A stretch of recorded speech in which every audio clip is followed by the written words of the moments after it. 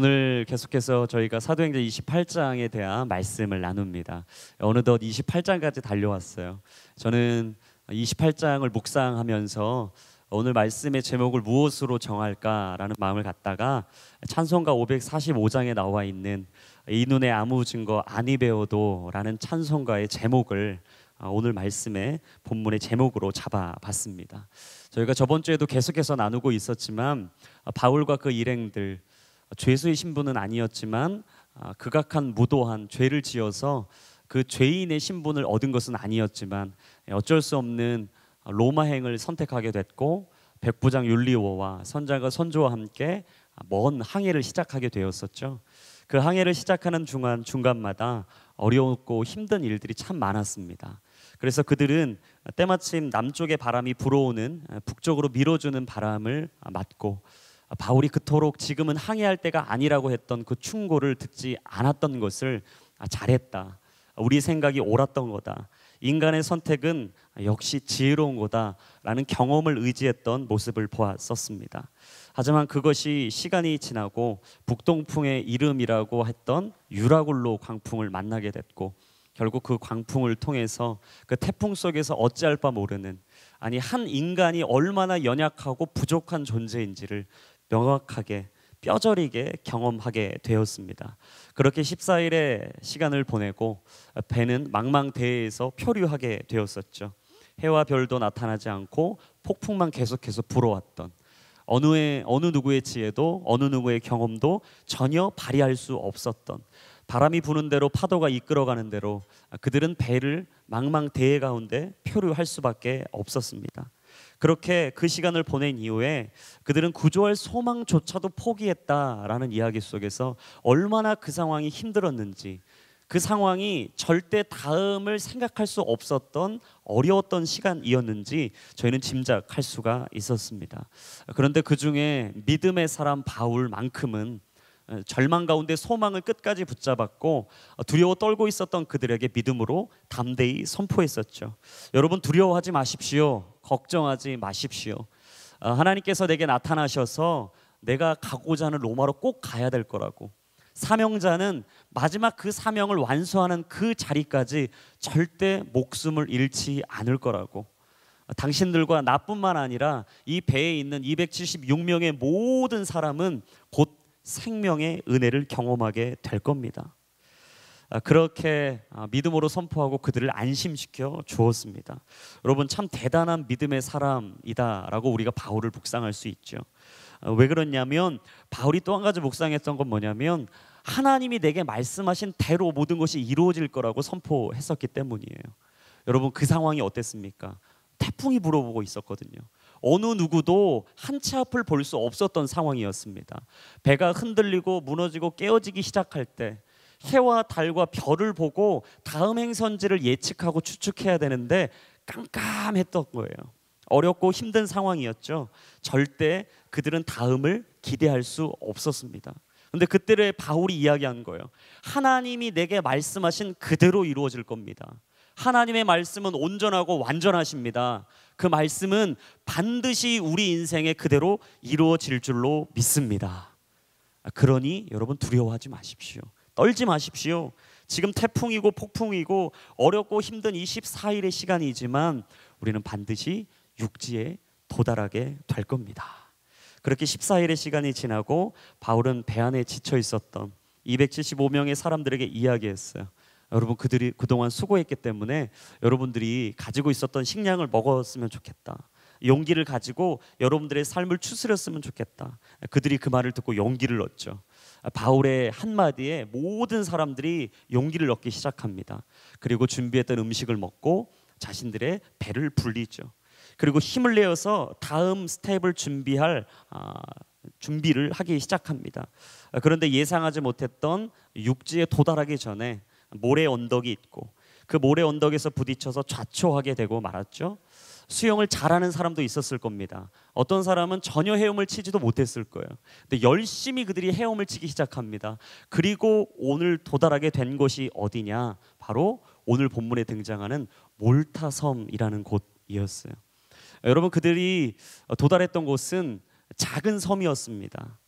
생각하지 못했던 곳이었어요. 하지만 폭풍도 사도 바울의 진로를 바꿀 수가 없었죠. 그들의 인생에 몰려왔던 태풍도 하나님의 뜻을 이루는 도구에 불과했습니다. 아무리 살 소망이 끊어져도 해와 달과 별도 안 보이는 절망의 순간일지라도 하나님의 계획과 섭리가 이루어지는데 그것은 단순히 쓰임 받을 수밖에 없는 도구에 불과하다라는 것이죠. 그래서 바울은 오늘 찬송가 545장의 꼭 제목처럼 이 눈에 아무 증거 아니 배워도 한 치 앞을 볼 수 없는 인생의 길일지라도 나는 오직 믿음으로만 살겠다. 그리고 오직 주님만을 바라보며 살겠다라고 고백했습니다. 저는 오늘 본문을 통해서 바울의 걸음에 역사하셨던 하나님의 증거를 한 3가지 정도로 나눠 보기를 원합니다. 먼저 우리 본문의 1절 말씀인데요. 우리 1절 말씀을 먼저 한번 읽어보겠습니다. 시작. 도착하고서야 우리는 그곳이 몰타섬이라는 것을 알았습니다. 여러분, 이 눈에 아무 증거 아니 배워도 끝없이 자신의 인생 속에 오직 하나님만 보았던 바울에게 하나님은 마음의 중심을 붙잡아 주셨습니다. 하나님은 그토록 힘들고 지쳐있던 바울에게 마음의 중심을 붙잡아 주셨죠. 갈 바 모르고 어찌할 바 모르는, 좌로 가나 우로 가나 앞으로 가나 뒤로 가나, 아니 동서남북의 인생의 길이 다 막혀버린 바울의 인생길에 하나님은 절대 흔들리지 않는 마음의 중심 하나를 붙잡아 주셨습니다. 여러분, 힘겨운 항해를 마치고 생명의 은혜를 경험한 바울 일행이 가까스로 도착한 곳이 어디라고 했죠? 이탈리아 남부에 있는 몰타 섬이었어요. 이 몰타 섬의 위치가 어디냐? 지금 그들이 가고자 했던 로마의 출입문이나 마찬가지였던 거예요. 이전 개역 개정 성경에는 이 몰타 섬을 멜리데 섬이다라고 말하고 있습니다. 여러분, 바울이 그토록 가고 싶었던 이탈리아 로마의 그 출입문 역할을 하는 몰타 섬. 여러분, 이 몰타 섬에 도착을 했는데 이들이 예상하고 이곳에 온 겁니까? 준비해서 이곳에 온 건가요? 자기들이 키를 잡고 닻을 내리고 돛을 삼아서 자신들이 망망대해를 펼치고 인내하고 그 시간을 지낸 이후에 이곳에 온 건가요? 아니죠. 전혀 예상하지 못했습니다.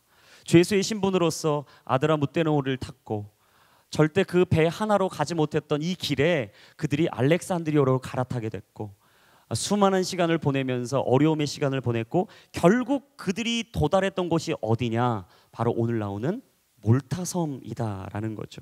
기대하지 않았습니다. 예상하지도 않았습니다. 어찌 보면 이들이 처음에 내 마음대로, 내가 생각한 대로, 우리가 계획한 대로 되지 않는다고 해서 힘들었을 수도 있을 것 같아요. 여러분, 인생 사시면서 그럴 때 있으시죠? 분명히 하나님의 뜻대로 된다는 건 아는데 지금 내 마음대로 안 되고 내 계획대로 안 되고 내가 지금 수립해놓은 이 길대로 안 가지니까 여러분 힘들 때 얼마나 많으십니까?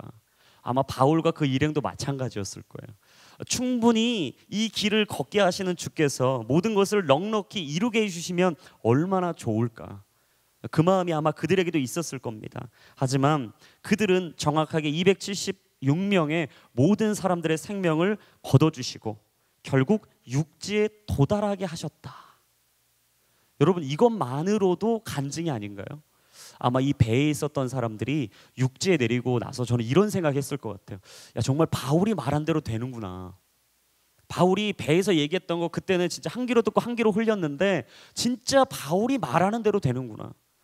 하나님을 믿는다고, 예수님을 살아계신다고, 당신들도 그 주님을 만나야 인생의 참된 길을 걷게 될 수 있다고 말했던 그 바울 말대로 되는구나.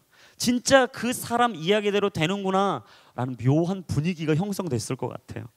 이런 묘한 분위기 속에서 흐른 것도 잠시, 여러분 941생으로 헤엄치고 나왔던 그들에게 있었던 건 추위였죠. 여러분, 열심히 헤엄치고 왔으면 얼마나 춥습니까? 몸이 젖어 있잖아요. 그래서 그들이 했던 것은 무엇이냐? 오늘 본문이 2절과 3절인데요. 우리 같이 2절과 3절 말씀 한번 읽어보겠습니다. 시작. 그 섬 원주민들은 우리에게 각별한 친절을 베풀어 주었습니다. 또 비가 오고 추웠기 때문에 불을 지펴주며 우리 모두를 맞아 주었습니다. 바울이 마른 나뭇가지 한 묶음을 모아다가 불 속에 넣었더니 뜨거운 열기 때문에 독사가 기어나와 바울의 손에 달라붙었습니다. 너무 추웠던 거죠. 저번 주에도 말씀드렸지만 이 시기가 언제라고 그랬죠? 가을에서 초겨울로 넘어가는 이 10월에서 11월 달로 넘어가는. 그러니까 이들이 지금 보름 정도를 더 항해했기 때문에 10월을 지나고 아마 11월 초쯤이 됐을 것이다. 상당히 추운 거거든요. 한기가 들고 몸이 추운데도 불구하고 벌써 지금 수염을 엄청 해서 왔잖아요.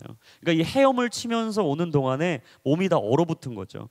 그래서 이들을 보고 한 섬에서 손님이 왔다. 손님이 온 걸 지극정성으로 대접해야 되기 때문에 불을 지피고 있었던 것 같아요. 몸을 따뜻하게 해줘야 된다. 근데 지금 바울이 이 장작을 데피고 있는 그 몰타섬에 있는 사람들을 돕겠다고 나서가지고 막 나뭇가지를 지금 들고 장작을 이렇게 모으고 있었던 거예요. 근데 그 순간 나뭇가지 안을 딱 들고서 이 불에 지펴 넣으려고 하는 순간에 겨울잠을 자고 있었던 뱀 하나가, 이 독사 하나가 바울의 손을 탁 물어버리기 시작한 거죠. 깜짝 놀라기 시작한 겁니다. 아마 바울만 놀란 게 아니라 보니까 섬 사람들이 다 놀라기 시작한 것 같아요. 이들이 호들짝 놀란 이유는 뭘까요? 이전 사람들이 이런 생각을 했던 거죠. 분명히 어떤 벌이 내리거나 힘든 일이 주어지거나 목숨이 위태롭거나 죽기 시작하면 그건 하나님의 징벌이다. 아니 어떤 신인가에 대한 징벌인 거다. 이 사람은 버림받은 사람이다 라는 생각이 있었거든요. 그래서 그들이 4절부터 6절까지 드디어 호들갑을 떨기 시작하는데 한번 같이 4절부터 6절 한번 읽어보겠습니다. 시작.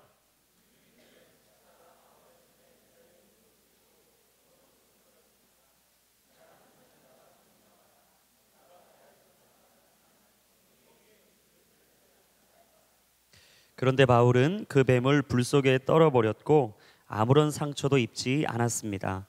사람들은 그가 몸이 부풀어 오르거나 갑자기 쓰러져 죽을 것이라고 생각했지만 오래 기다려봐도 아무 일 없는 것을 보고는 생각이 바뀌어 바울을 신이라고 말했습니다. 이들이 난리가 난 거죠.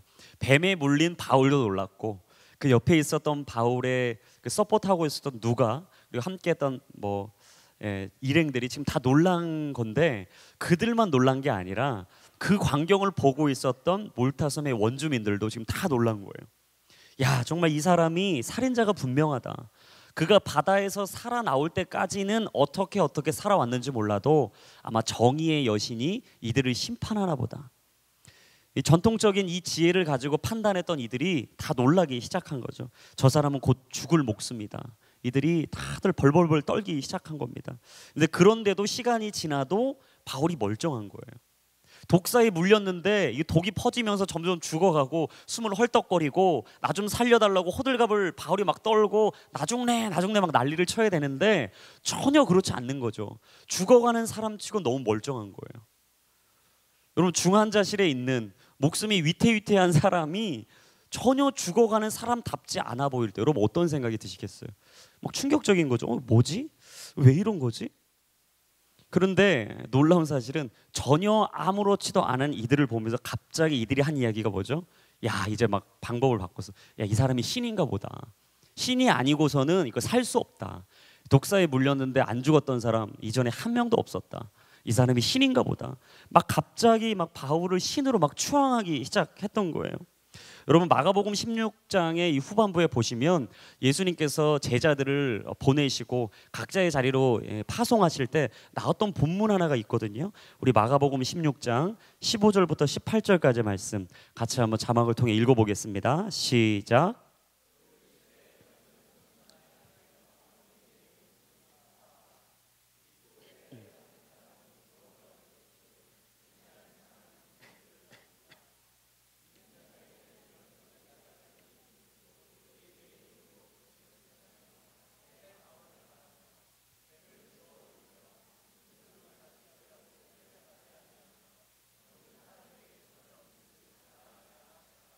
여러분 저는 이 말씀이 예수님이 2000년 전 사실 때 그 제자들에게만 이야기하신 말씀이 아니라 지금 이 시대를 살고 있는 우리 모두에게도 예수 그리스도를 구주로 고백하는 믿음의 사람들에게도 동일하게 선포되고 그대로 이루어질 기적의 생명의 말씀이라고 믿습니다.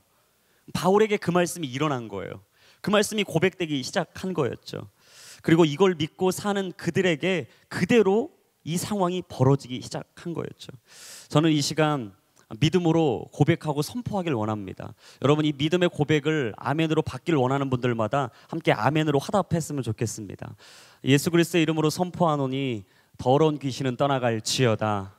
우리 가운데 신령한 은사를 사모하고 고백하며 기대하고 기도하고 있는 모든 분들마다 하늘의 은사가 넘치게 부어질지어다.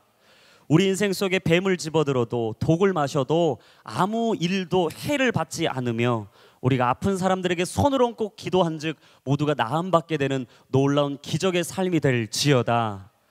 여러분, 이게 진짜 사는 사람의 삶인 거죠. 예수님 붙잡고 사는 사람의 삶인 거죠. 그분을 믿는 사람의 삶인 거죠. 말씀으로 끝나는 게 아니라, 한자의 글로 끝나는 게 아니라, 지금 내가 기도하면 주님이 이루실 것이다. 나는 어떤 일에도 피해를 당하고 어려움 당하고 힘들고 지쳐있는 그곳에서도 나는 주님이 말씀하신 기적과 표적을 따르는 하나님의 사람이다. 여러분, 이게 우리의 신분입니다.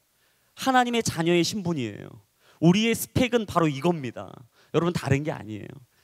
바울은 하나님의 보호하심과 선하심과 인자하심을 따라갔던 거죠. 그리고 하나님께서는 그 믿음에 흔들리지 않는 중심을 주셔서 바울이 그 일을 이루기에 부족함이 없도록 한 걸음 한 걸음, 한 스텝 한 스텝 이끌어가기 시작하셨던 겁니다. 바울은 사람의 이목에 집중되는 것에 쉽게 흔들리지 않았습니다. 왜냐하면 바울은요, 이 경험이 한두 번이 아니에요. 이런 경험 수없이 했습니다. 죽을 고비도 많이 넘겼고, 고린도후서 11장에 보시면요, 바울이 얼마나 힘든 인생을 살았는지 거기 정확히 나옵니다. 여러 번 매를 맞았고 3번이나 파선을 당하는 일을 겪었고 21자에게 돌로 침을 당하며 죽을 고비를 수없이 넘겼던 사도 바울. 우리는 벌써 사도행전 14장에 제1차 전도 여행에 루스드라 지역에서 전도하고 있다가 바울과 바나바 일행을 보고 이들이 신인가 보다라고 이야기했던 바나바를 제우스로, 바울을 헤르메스로 추앙하며 그들이 바울을 저 높은 곳으로 올리려고 할 때 바울은 그때 고백했죠. 나는 신이 아닙니다. 인간입니다. 이 기적을 이루시고 당신들을 참된 진리로 이끄실 분은 여호와 하나님이십니다. 그분을 믿어야 하고 그분을 따라야만 당신들의 인생에 소망이 있습니다. 간증을 하고 고백을 했을 때 여러분, 그들이 신이라 이야기했던 방금 전의 이야기를 전혀 무색하게 다 돈을 하나씩 들고 돌을 바울에게 던지기 시작했어요. 바울이 피가 철철 나서 성 밖으로 버림받았죠. 모든 사람들은 바울이 죽었다고 생각했습니다. 그리고 바울이 따랐던 제자들이 바울에게 가서 보았더니 죽은 줄 알았던 바울이 눈을 뜨고 다시 루스드라 성 안으로 들어가서 다음 2차, 3차 전도 여행을 진행했었죠. 벌써 바울은 이런 일들이 수없이 경험했습니다. 그 경험에서 사람은 의지할 것이 안 된다는 걸 알았어요. 사람의 이목은 절대 집중할 게 안 된다는 걸 알았죠. 그 사람은 오늘 내 편이어도 내일 적이 될 수 있다는 것을 바울은 벌써 알고 있었던 것입니다. 자신들의 이익에 맞으면 좋아하고 자신들의 입맛에 맞지 않으면 뱉어버리는 사람들. 무서운 그 현실 앞에 바울은 일희일비하지 않았습니다. 바울의 눈에 아무 증거 아니 배워도 오직 주님만을 끝까지 쫓아가며 풍전등화의 인생 길 가운데 오직 오매불망 하나님만을 일편단심으로 쫓았던 사도 바울. 하나님께서는 환난과 연단과 인내를 통해 좌로나 우로나 치우치지 않는 중심 있는, 중심이 붙잡혀 있는, 아니 오직 하나님의 이름만을 붙잡는 사도 바울로 그를 세워주셨던 것입니다. 사랑하는 여러분, 사람의 한마디 한마디에 너무 마음을 빼앗기지 마십시오. 옆에 있는 네 사람의 이야기의 평가에 여러분의 인생을 평가절하하지 마십시오. 그 사람이 나를 뭐라고 이야기해도 여러분, 그 사람 너무 많이 의식하지 마세요. 사람들의 이목 너무 빼앗기지 마십시오. A가 답이라고 B가 답이라고 세상 기준대로 여러분들의 삶의 기준을 잣대를 갖다 대지 마십시오. 삶을 평가하시고 우리의 인생을 마지막 평가해 주시는 분은 살아계신 여호와 하나님이신 줄로 믿습니다.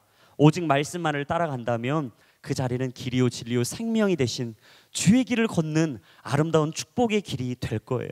어느 누구도 빼앗을 수 없는 평강이, 세상의 이목이 아닌 하나님과만 누릴 수 있는, 주님과의 1대1송에서만 경험할 수 있는 하늘의 기쁨과 그 영혼의 고요함이 예수님의 살아계심을 의심하고 있었던 도마에게 8일 만에 찾아오셔서 말씀하셨던 너희에게 평강이 있을지어다 라고 말씀하셨던 그 평강의 은혜가 오늘 저와 여러분들의 인생 가운데 넘치고 차고 흘러가기를 예수님의 이름으로 축원합니다. 두 번째는 바로 7절과 9절까지의 말씀인데요. 우리 7절과 9절까지 말씀 같이 한번 읽어보겠습니다. 시작.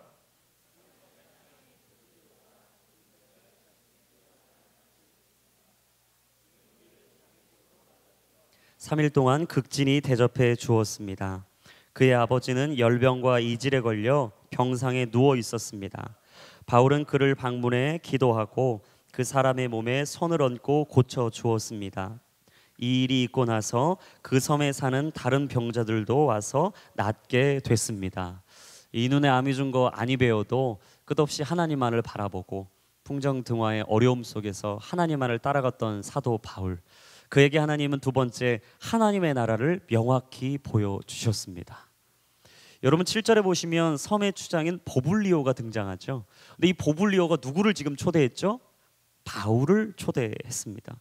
그리고 그들의 일행을 극진히 대접했던 거예요. 3일 동안 먹고 마시고 충분히 쉴 수 있도록. 그러니까 몸이 춥다 보니까 따뜻한 자리를 내어줬겠죠. 아마 그동안 굶주리고 힘들었으니까 맛있는 먹을 것도 내어줬을 거예요.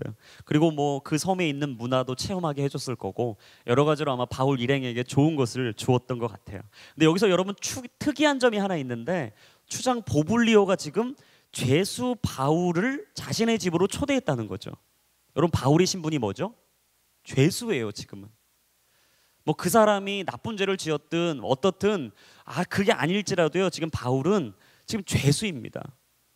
근데 지금 바울을 자신의 집으로 초대했다는 거죠. 여러분 섬 사람들이 뭐라고 생각했을까요?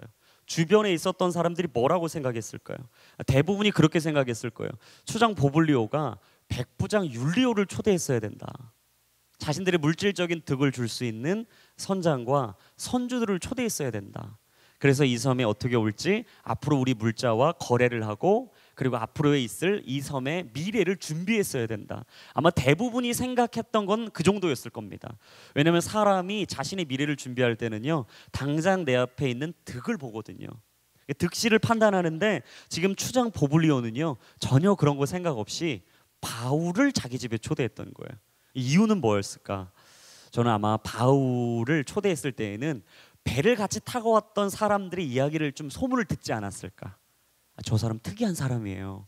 저 사람 진짜 뭐 예수님 믿는다고 하는데 저 사람이 276명 다 안 죽는다고 했는데 진짜 안 죽었어요.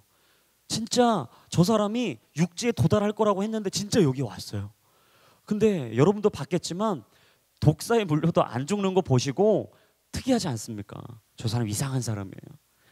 아마 이런저런 얘기 들으면서 보블리오 마음에 여러 가지 생각이 있었겠죠. 마침 보블리오 또 아버지가 열병과 이질로 사르마름 앓고 있었어요. 근데 그걸 듣고 나서 바울이 가서 그 사람에게 손을 얹고 기도한 즉 나음을 얻게 됐죠. 여러분 한 가정의 회복이 일어난 겁니다. 전혀 그동안 꿈꾸지 못했고 그동안 전혀 생각하지도 못했던 이 가정을 어느 누구도 치료하고 회복시켜주지 못했는데 바울이라는 한 사람, 믿음의 한 사람, 예수 그리스도를 따라가는 그 한 사람이 그 섬에 도달하고 한 가정에 들어가고 한 사람을 만나고 그 사람에게 손을 얹고 기도한 즉 그 사람의 인생이 바뀌기 시작한 거죠. 여러분 이게 바로 믿는 자들의 축복입니다. 저는 이 자리에 있는 우리 모두가 한 가정에 한 사람을 만나고 나아갈 때 동일한 은혜와 축복이 있기를 예수님의 이름으로 축원합니다. 바울이 한 가정을 회복하기 시작한 거예요. 그리고 하나님의 사람 바울이 몰타 섬에 딱 도달하자 여러분 이 일이 지금 일어나고 있는데 사람들이 보면서 놀라지 않았을까요? 저는 정말 멋진 바울이라고 생각해요. 야 어떻게 이 섬에 도달해서 자기 몸도 추스리기도 전에 얼마나 힘들었겠어요. 그러니까 자기 거 먹고 마시고 자기 몸 추스리고 로마 가서 이제 가이사 만날 거니까 이런 얘기 해야지 막 펜으로 적고 상소하게 되면 이런 변론을 해야 되니까 갑은 이렇고 을은 이래서 내가 여기 왔고 막 이런 생각하기도 사실 바쁘거든요. 근데 지금 사도 바울이 자기 일을 다 내려놓은 거예요. 자기 일을 다 뒷전으로 해놓고 지금 하나님이 내게 보여주신 한 영혼 이 섬을 향해서 자신의 사역을 감당하기 시작한 거죠. 그리고 놀라운 것은 그 소식을 듣고 나왔던 그 섬에 있었던 병자들 모두도 다 회복, 치유를 얻게 됐다. 여러분 근데 이 섬이 얼마나 작은지 아세요? 길이는 이게 29km, 넓이는 한 15km 정도. 정말 섬이 작습니다. 그러면 여러분, 이 적은 섬을 바울이 지금 석 달 동안 살았다라고 지금 11절 이제 다음 주에 나누게 될 말씀에 나오는데, 이 석 달 동안 바울이 있으면서 그냥 있었을까? 전 그러지 않았을 거라고 생각합니다. 이 섬 크기가 진짜 작잖아요. 들어보셔도 정말 작죠. 그 섬을 아마 바울이 샅샅이 돌아다녔을 거예요. 사람 만나는 사람마다 주님 전하고, 그리고 그 소식이 다 전해졌을 겁니다. 곳곳마다 가가호 사람마다 다 전해졌을 거예요. 그리고 그 사람들이 예수의 복음을 듣기 시작했겠죠. 바울이 전하는, 바울이 믿고 있는 예수 그리스도를, 그 십자가 지신 예수님을 그들이 믿기 시작했을 거예요. 그리고 그 섬이 온통 다 예수님의 이름으로 가득 채워졌을 거예요. 왜 이렇게 이 이야기를 제가 자신 있게 하냐? 제가 몰타섬을 갔다 온 사람이에요. 할렐루야. 갔다 와서 제가 이 본문을 얘기하는데 너무 은혜가 돼요. 제가 여기 왜 갔다 왔나? 신혼여행으로 여기 갔다 왔습니다. 할렐루야. 여러분들 들으시면 오도 하시고 좋은 데 갔다 왔네 하시겠지만, 저는 이 몰타섬 생각하면 기쁨과 슬픔이 공존하는 곳이에요. 왜냐면 제가 원해서 여기 간 거 아닙니다. 제가 이제 결혼을 하고 이제 딱 날을 잡고 신혼여행을 잡는데, 아내가 저한테 신혼여행지를 우리는 선택할 수 없다라는 거예요. 그래서 무슨 얘기냐, 왜 우리가 신혼여행지 선택을 할 수 없냐 그랬더니, 가야 할 곳은 한 곳이래요. 왜냐하면 우리가 신혼여행 가는 그 기간에 자신이 학회를 가야 된대요. 여러분, 제가 상당히 불쌍해요. 그렇게 신혼여행 갔다 왔어요. 근데 거기가 어디냐고 물어봤어요. 뭐 로마, 뭐 파리, 뭐 뉴욕 이런 데면 좋죠. 저도 정말 가고 싶었던데, 어디야? 어딘데? 되게 좋은 데 갈 줄 알았거든요. 어디야 여보? 그랬더니 몰타섬이야. 몰타섬? 몰타섬은 어디야? 저도 몰랐어요. 이게 원래 개역 개정 성경에는 멜리데 섬이다 나와 있어서, 저는 사실 우리말 성경이나 그 전에 이 지명을 잘 보지 않았었기 때문에 제가 이 멜리데 섬은 알고 있었는데 몰타 섬은 어디인지 몰랐거든요. 찾아봤어요. 서치를 쭉 해보니까 이곳이 멜리데 섬이더라고요. 제가 이곳에 갔는데, 여러분 학회를 가서 참 이게 비행도 머나먼 비행을 했고, 갔더니 정말 섬도 작았고, 여기서 이 비행기에서 내려봤더니 정말 섬이 작은 거예요. 근데 내려서 호텔을 가는데 정말 10분 만에 가더라고요. 얼마나 가까운지. 그래서 이 기사분에게 여쭤봤어요. 혹시 뭐 영어, 짧은 영어로 이 섬에 좀 좋은 호텔이 있는데 거기까지 또 얼마 걸리죠? 그러니까 다 10분 금방입니다. 다 10분 금방입니다. 야, 정말 작구나. 내렸어요. 다음 날 이제 아내를 만나고, 이제 너무 행복하잖아, 이 신혼여행이. 다음 날 아침이 해가 뜨자마자 갑자기 아내가 막 꽃단장을 하더니 자기는 학회를 가야 되겠다는 거예요. 나를 호텔에 혼자 두고. 근데 그 기간이 언젠가 하루가 아니라 이틀이었어요. 저 혼자 독수공방, 해와 달과 별도 없는 그곳에서 하염없이 첫날은 걸었습니다. 그냥 호텔 나가서 할 게 없으니까 막 이제 해변도 보고 하는데, 너무 작아요 마을이. 그래서 조금 한 1시간 돌았나? 그랬더니 끝났어요. 그래서 돌아와서 한 10시간이 너무나 외롭더라고요. 그래서 첫날은 그렇게 보내고, 둘째 날 또 아내가 이제 학회를 또 가는 거예요. 근데 제가 도저히 아내만 보낼 수 없다. 여보 우선 가 있어라. 호텔에 있는데 제 마음에 안 되겠다. 이제 아내를 찾아 나서야 되겠다. 그래서 분명히 작으니까, 근데 버스 노선을 찾아봤더니 하나입니다. 하나. 지금은 모르겠어요 많아졌는지. 하나에 하나. 하나를 타면 다 시내로 이게 딱 집결되는 거예요. 그래서 다른 노선도 없고 버스를 탔죠. 그리고 아내를 찾아 망망대해를 떠난 거예요. 그리고 그 시내에 도착했습니다. 이 시내 작으니까 조금 돌면 아내 찾겠지? 진짜 그렇더라고요.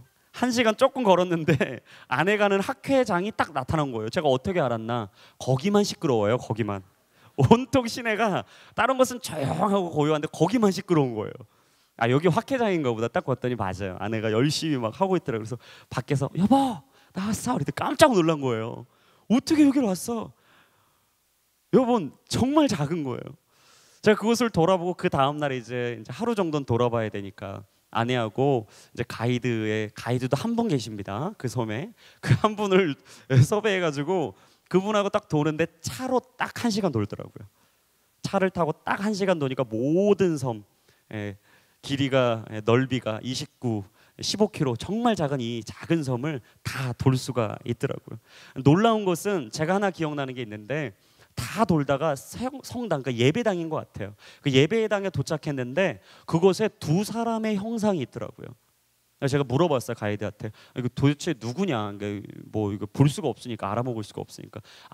한쪽은 이 섬에 있었던 추장 보블리오고, 이쪽에 있는 이 한 사람은 그 몰타 섬에 와서 3개월 동안 복음을 전하고 그 아버지를 낫게 하고 이 섬에 복음을 전했던 바울입니다라고 얘기하는 거예요. 제 안에 막 전율이 흐르기 시작했어요. 주 앞에 불만 불평했던 나의 입술을 다 내려놓고 살아있는 말씀을 보게 하신 주님을 찬양합니다. 예배당 들어갔죠. 기도했죠. 주님, 이 섬에 다시 그때 있었던 성령의 역사가 일어나게 하여 주옵소서.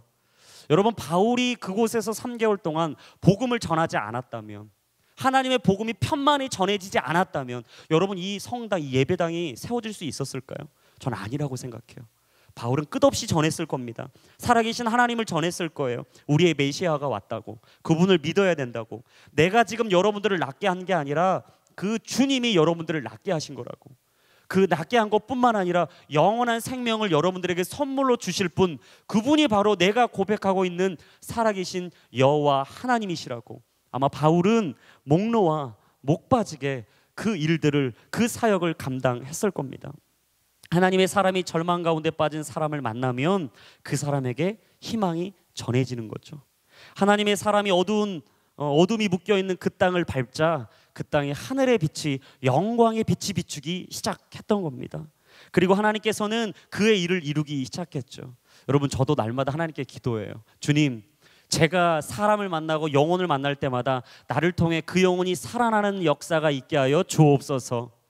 내가 밟고 있는 모든 땅들마다 지금은 묶여있지만, 지금은 죽어있지만, 교회의 세력이, 믿는 자들이 아직도 새 힘을 얻고 있지 못하지만 내가 가면 어둠이 떠나가고 영광의 하늘의 빛이 임하게 하여 주옵소서. 저는 여러분, 그런 인생이 됐으면 좋겠습니다. 우리 모두가 그런 기도했으면 좋겠어요. 그리고 우리가 가는 곳곳마다 좌절과 낭만과 죽음의 자리, 그런 그림자가 다 사라지고 세상의 나라가 무너지고 하나님의 나라가 그곳에 이루어지는 놀라운 역사가 있기를, 그런 축복이 여러분들에게 있기를 예수님의 이름으로 축원합니다. 여러분, 제가 참 이 말씀을 묵상하다가 이 나라 이민족을 갑자기 묵상하게 됐어요. 과연 우리나라는 그 몰타섬과 얼마나 다른 인생을 살고 있을까? 얼마나 그 몰타섬과 다르게 지금 이 시대의 믿음을 가지고 있을까? 저는 벌써 꽤 된 이야기죠. 정말 우리나라의 최고의 학문을 이야기하고 있는 대학교, 그리고 우리나라의 최고의 대학이라고 말하는 그 대학교에 커밍아웃을 한 총학생회장의 후보자가, 저는 그 총학생회장으로 당선됐다는 얘기를 듣고 정말 마음에 사무치는 슬픔이 있었습니다. 어떻게 그런 하나님보다 높아진 거짓 앞에 놓여 있는 그 자리에 우리 모두가 다 깨어지고 넘어지고 있을까?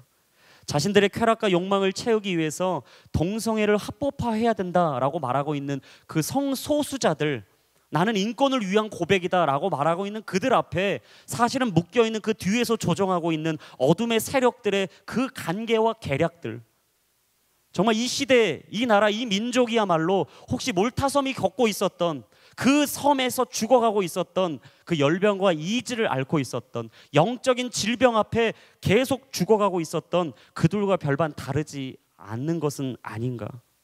저는 그러면서 이 시간 기도했습니다. 하나님, 이런 영적인 현 주소 앞에, 어두운 그늘이 사무치는 이 나라와 이 민족 앞에, 이 서울, 이 땅 가운데 하나님의 나라가 도래하게 하여 주옵소서. 몰타섬에서 역사하셨던 그 기적이 그곳에서만 일어났던 영적인 변화의 흐름이 아니라 지금 이 시대와 세대를 살리고 이 민족과 이 서울을 살릴 수 있는 동일한 역사가 이루어지는 놀라운 기적이 일어나게 하여 주옵소서. 여러분, 우리 가정도, 우리 직장도, 우리 삶의 모든 자리도 저는 하나님의 나라가 도래해야 된다고 믿습니다. 여러분, 그때 희망이 있습니다. 그때 소망이 있습니다. 그때 이 나라 이 민족에는 하나님께서 주시는 그 말씀이 다시 편만하고 일어나게 되는 놀라운 역사가 있습니다. 저는 이게 우리 기도가 됐으면 좋겠어요. 저는 이것이 우리 비전이 됐으면 좋겠습니다. 저는 이것이 우리의 삶의 영원한 목적이요, 삶의 방향이 됐으면 좋겠습니다. 날마다 그 주님의 나라를 고대하고 주님의 나라가 몰타섬에 편만했던 것처럼 나의 인생에도, 내가 사는 이 땅에도, 안에 이 나라와 이 민족에게도 편만하게 하여 주옵소서. 이 고백이, 이 기도가 우리의 영원한 고백이 될 수 있기를 예수님의 이름으로 축원합니다. 마지막 세 번째는 10절입니다. 우리 10절 말씀 마지막 한 목소리로 읽어보겠습니다. 시작.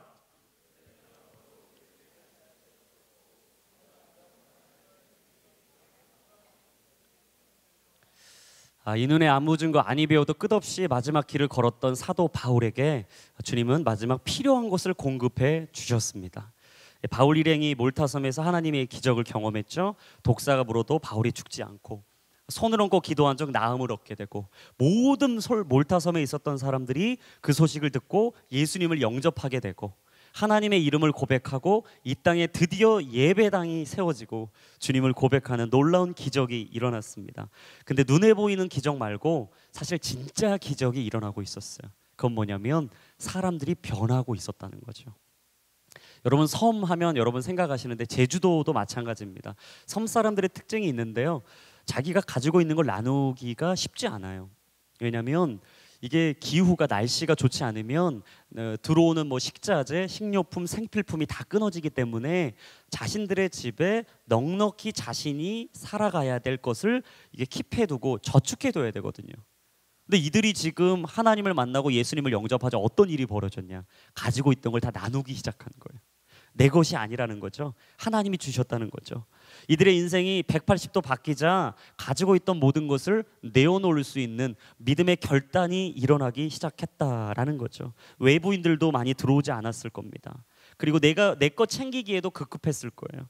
그리고 그들과 함께했던 그 시간들이 그닥 길지 않은 3개월이었기 때문에 아마 마음을 나누기에는, 사랑을 나누기에는, 우정이 깊어지기에는 사실 짧은 시간이었습니다.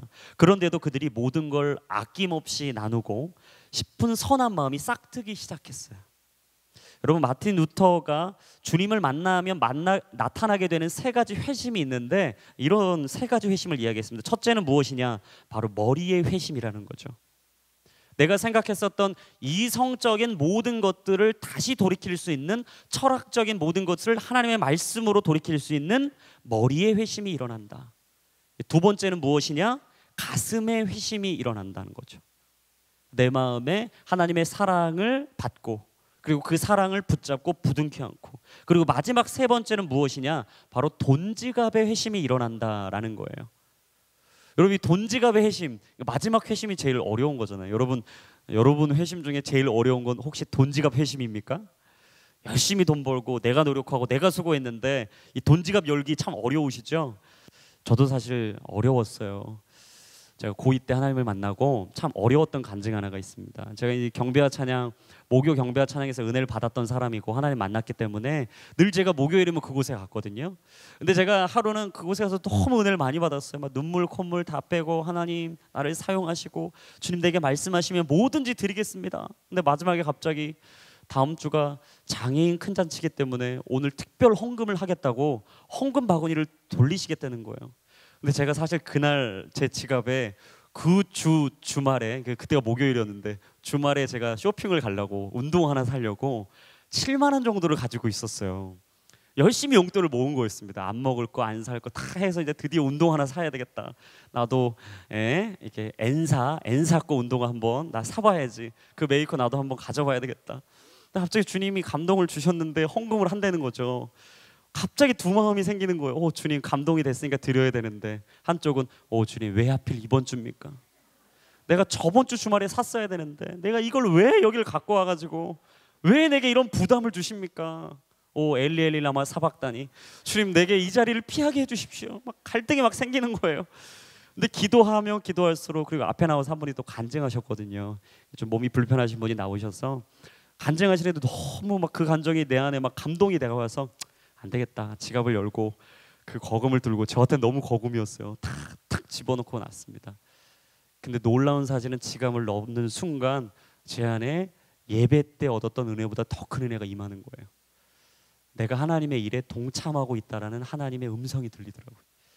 야, 내가 작은 걸 드렸는데 하나님이 나한테 그 일을 함께 하고 있다고 말씀해 주시는구나. 정말 보잘것없는 두 랩돈 같은 내 돈을 드렸는데 하나님은 이거 기뻐하신다고 하는구나.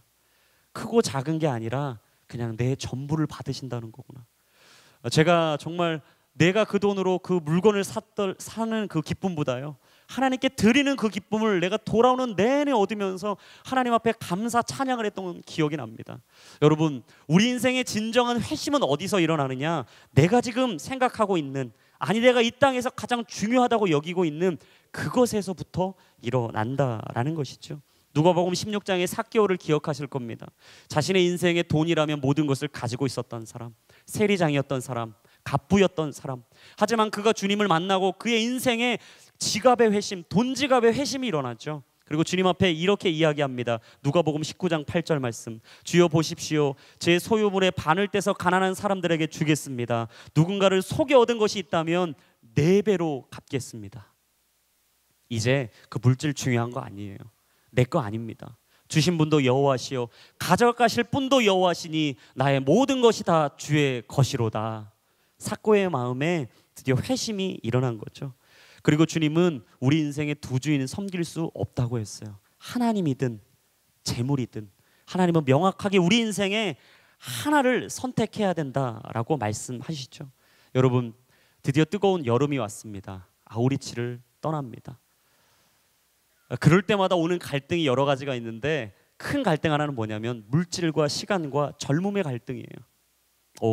하나님, 이 시간 4시간인데 이거 내가 이번 1년에 정말 휴가 얼마 없는데 꿀 같은 휴가 친구들하고 계획 다 했는데 굳이 내가 아우리치를 꼭 이때 가야 되겠습니까? 다음에 가겠습니다. 이 시간 4시간입니다. 물질로 어려워지죠. 주님, 이 물질이 채워지지 않는데 이 거액을, 이 거금을 내가 어떻게 모으겠습니까? 나 충분하지 않습니다. 못 가겠습니다. 안 되겠습니다. 체력으로 약하신 분들 갈등이 다가와요. 하나님, 내가 체력 약한 거 아시죠? 어려운 자리 가서 자면 막 힘든 거 아시죠? 좋은 거 안 먹고 칼로 썰지 않으면 한 끼라도 내가 그거 안 먹으면 내 육체가 쇠하는 거 여러분 아시죠? 막 이러면서 막 하나님 앞에 합리화를 시키는 거예요. 여러분, 근데 그 자리에서 우리가 아직도 고민하고 갈등하고 있는데 우리가 착각하는 것이 하나 있습니다. 그건 바로 우리의 인생의 모든 것을 준비하시고 채우시는 여호와 이레 하나님을 잊고 있다라는 것이죠. 사랑하는 여러분, 하나님은 우리 인생의 모든 것을 예비하시고 준비하시는 줄로 믿습니다. 우리의 건강을 주시는 분도 여호와시고요, 우리의 물질을 주시는 분도 여호와십니다. 우리 인생의 지금의 이 타이밍과 시간을 주신 분도 여호와 하나님인 줄로 믿습니다. 내 눈에 아무 증거 아니 배어도 하나님을 향해 아낌없이 드렸더니 넉넉히 차고 넘치게 하시는 주님, 그 하나님의 역사를 경험하는 이번 여름 아우리치, 올 한 해 우리의 평생의 인생이 되시기를 예수님의 이름으로 축원합니다. 여러분, 우리 인생 속에 살아가면서 참 많은 갈등과 고민이 있습니다. 그건 우리만 겪는 고민과 갈등이 아니라요, 이 자리에 있는, 아니 지금 이 시대를 살아가는 모두의 갈등이고 고민이에요. 돈이 없어서 그 일 감당할 수 없다. 나는 남들처럼 건강하지 않으니까 더 많은 일, 더 큰 일 감당할 수 없다. 내가 지금 업무가 얼마나 바쁜데, 내 오너가 지금 나를 얼마나 필요로 하고 있는데, 내가 지금 이 일을, 지금 이 프로젝트를 완수해놓고 가지 않으면 나 절대 다음으로 올라갈 수 없는데, 야 이거 너무 중요한 시기인데 안 되겠다 이번은. 주님 요번만 봐주시고 2017년에 갈게요. 여러분, 2017년에 이 자리에 있을 거라고 누가 확신할 수 있습니까? 우리는 오늘을 사는 사람이지만 내일을 향해 가야 하지만요, 내일을 장담할 수는 없는 사람들입니다. 우리가 하나님을 오늘 이 자리에서 예배하고 우리는 내일 천국 갈 수 있어요. 내가 오늘 그 자리를 소망하고 갈망하다가 우리는 내일 그 자리를 가지 못한 채 그냥 하나님을 다시 만나는 그 천국으로, 하나님의 나라로 갈 수 있습니다. 어느 누구도 장담할 수 없어요. 지금 젊으니까 힘 있습니까? 아니요. 그 힘은 곧 쇠할 겁니다. 지금 내 인생에 물질이 넉넉하니까 나중에 더 채워지면, 더 부어주시면 드리지. 아니요. 그 물질은요, 한순간에 없어질 재와 같은 거예요. 여러분의 시간이 넉넉하십니까? 아니, 여러분 시간 속에 지금은 하나님께 절대 드릴 수 없나요? 아니요. 그 시간을 하나님이 한순간 걷어가시면 우린 절대 그 시간 안에 살아갈 수 없는 연약한 존재입니다. 사람 안에서 가장 빨리 자라는 것이 의심이고 두려움이라고 해요. 반면 가장 늦게 자라는 게 두 가지 있는데 그건 바로 믿음과 희망이라고 합니다. 여러분, 의심하고 두려움은 굳이 거기에 물을 안 줘도요 알아서 자라납니다. 의심해야지 안 그래도 다 의심하게 돼 있어요. 두려운데 더 두려워해야지 안 그래도요 우리가 접하지 않은 새로운 것만 우리가 보아도요 두려워하게 돼 있습니다. 근데 믿음과 희망은요 우리가 돌보고 가꾸고 주의 말씀을 먹이고 기도로 채우고 내 삶으로 헌신하고 수고하지 않으면 절대 자라지 않습니다. 여러분 인생 속에 무엇을 바라보고 계십니까? 저는 오늘 마지막 같이 기도하기 전에 우리가 함께 찬양 한 곡을 부르면서 우리가 같이 나아갔으면 좋겠어요.